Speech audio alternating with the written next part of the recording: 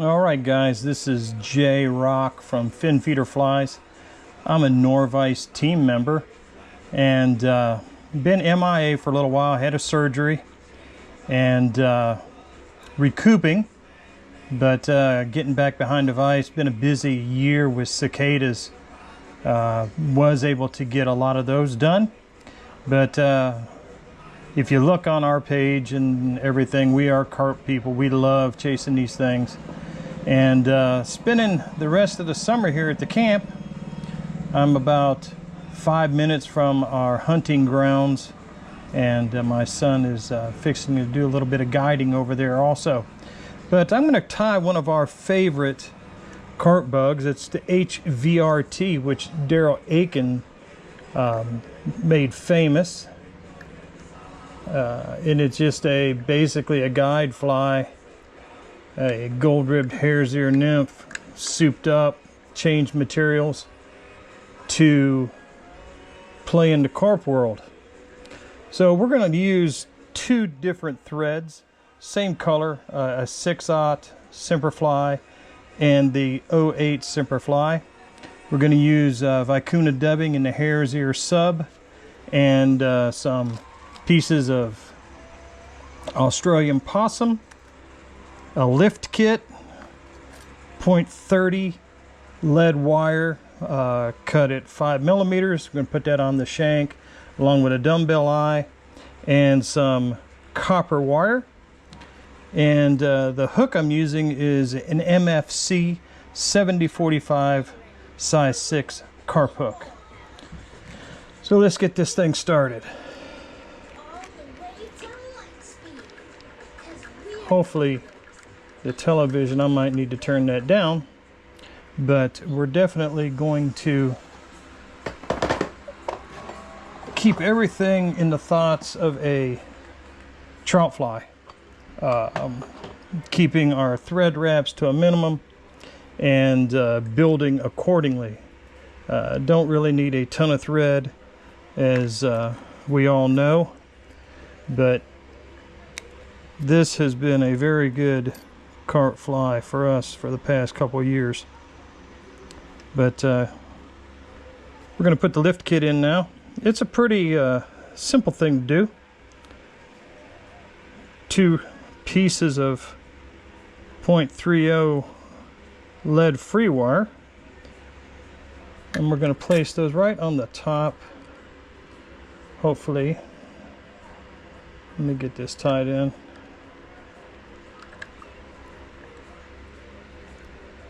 So you're going to have them right in here.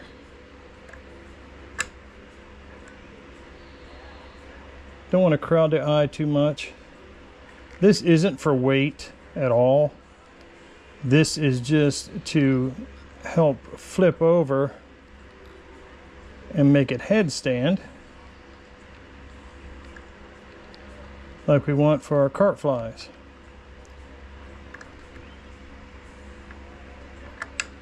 Then I'm going to use some loon, water-based. Let that soak into the threads, and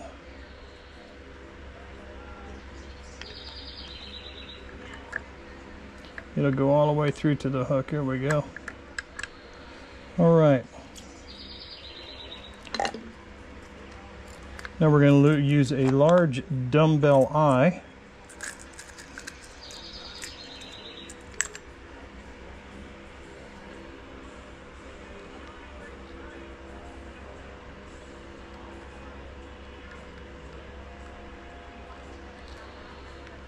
I think we all pretty well know how to put these on, but I use the heaviest thread so I can really anchor these down on top of the lift kit.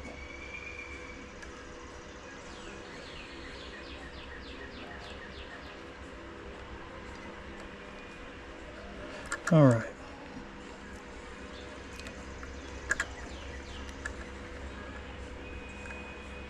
Turn the hook down just a little bit. Now we're going to change thread.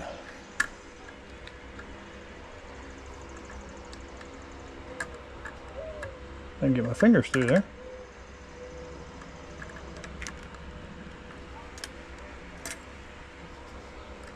Hopefully everybody's been catching fish,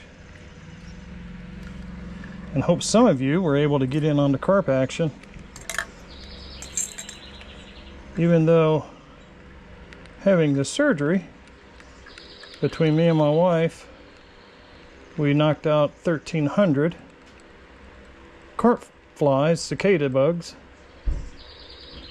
I might tie one of those on the next video.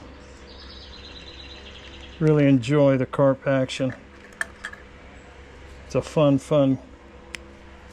thing to do. All right, I'm gonna tie in the tail. This is gonna be really buggy, guys. It's gonna be a big tail too. But when we thin it out and just use the guard hairs, it'll be cool.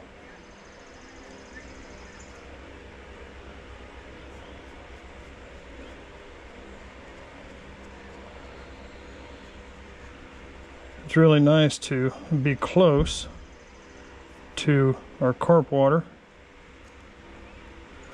We have a tournament on July 6th.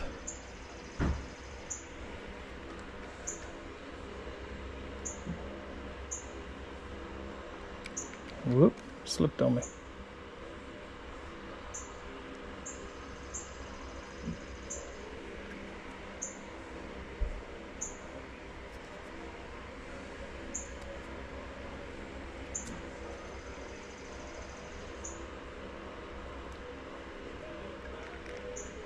There we go. All right.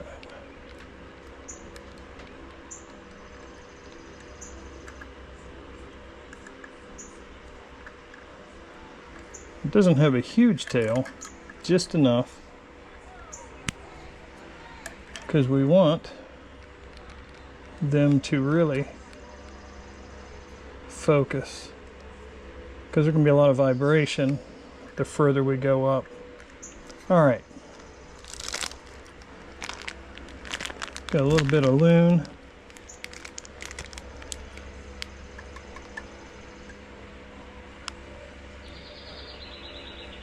Swax.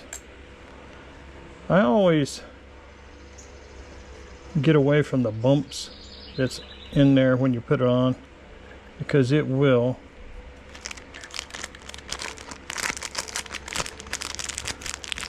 give you a headache.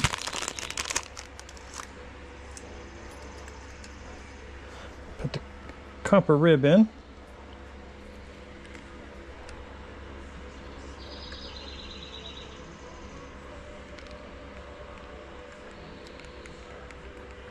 I always do this, I guess it's by habit, but I put everything on top of the hook.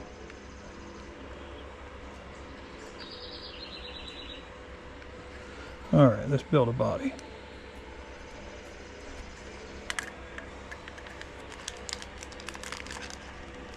Hopefully I'm not making anybody dizzy or anything.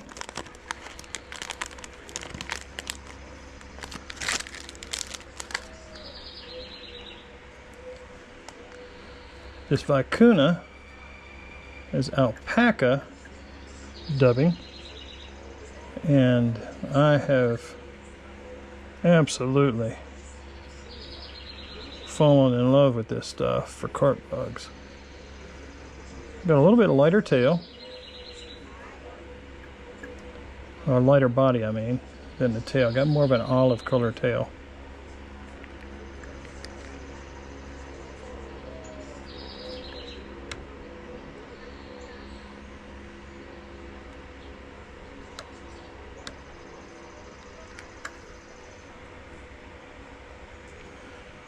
Just keep it proportioned,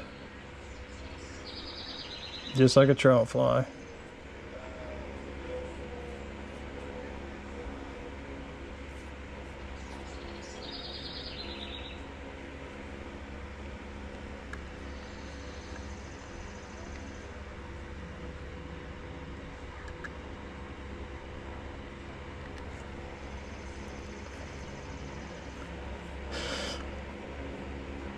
This has been a really simple fly to tie, but man, has it been producing.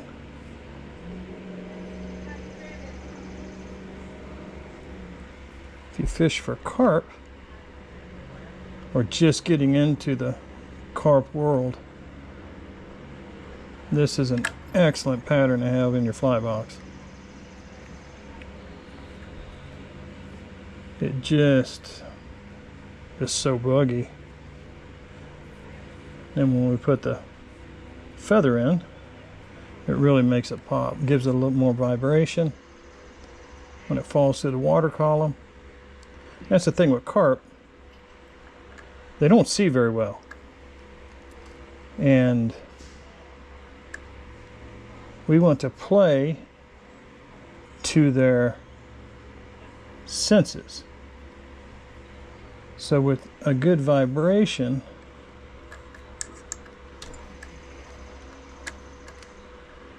get around there, coming through the water column,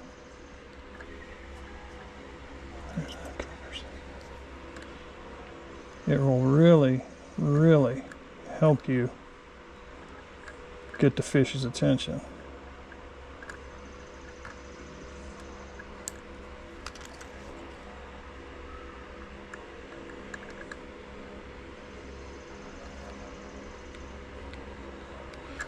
All right. I'll drop my... Oop, sorry about that. The feathers fell on the floor. I'm using a pheasant rump patch. I like the coloration, gives it a little more brightness.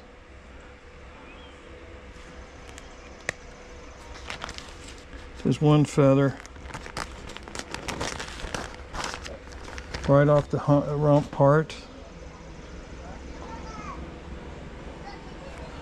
I'm going to peel all this off. We all know how to do a feather.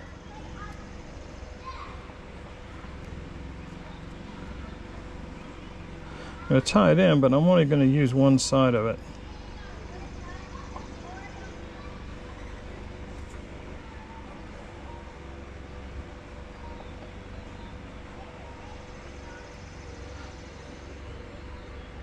There's my feather prepped.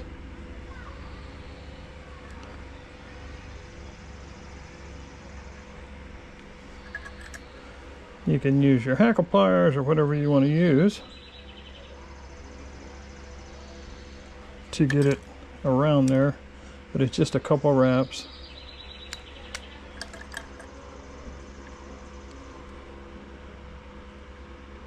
Always on top.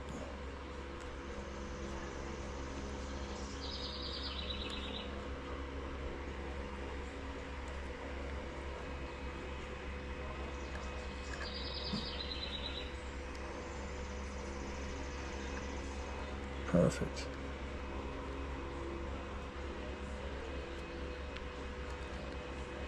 Campers are coming in hot and heavy for Father's Day weekend.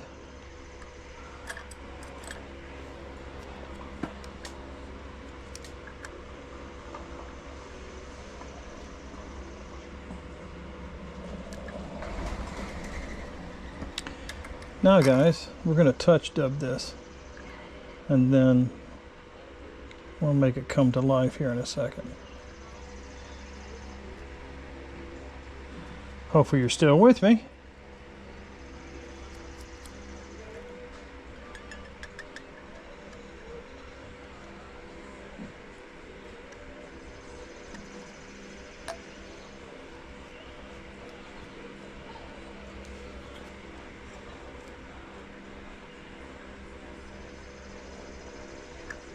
Hopefully, give it a touch dub.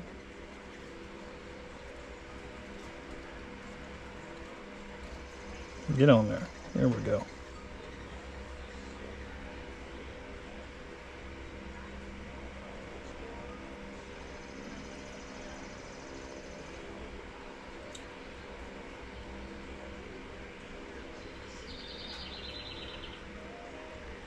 It's going to be real shaggy looking. think that's okay. Around the front.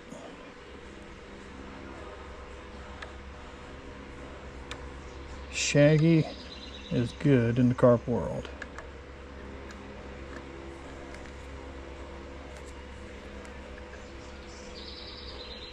Turn this up. We can get it to high better to polish it off.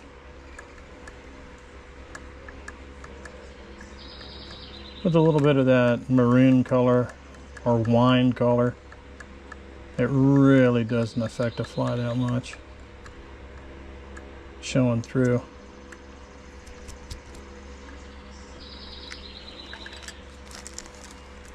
Whip finish.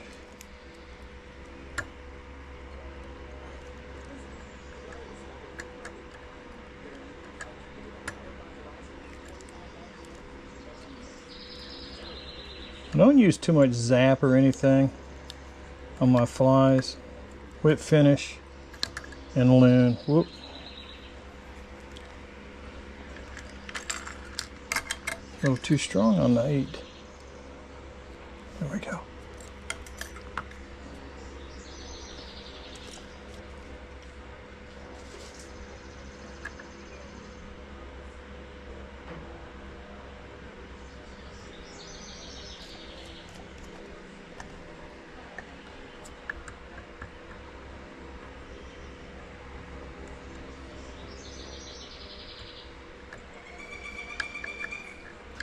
All right, let me put this thing back down. Here it is. Whoop.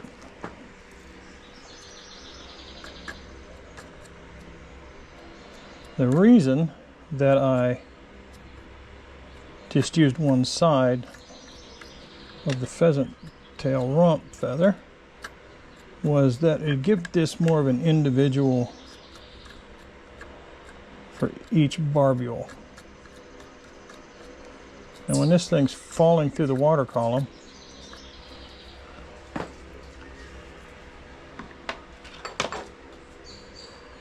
it's going to vibrate like crazy.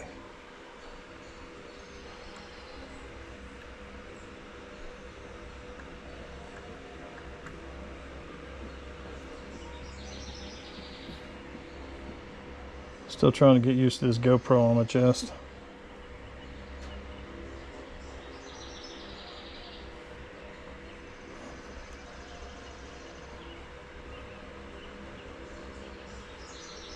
It's just barely a little tail on there.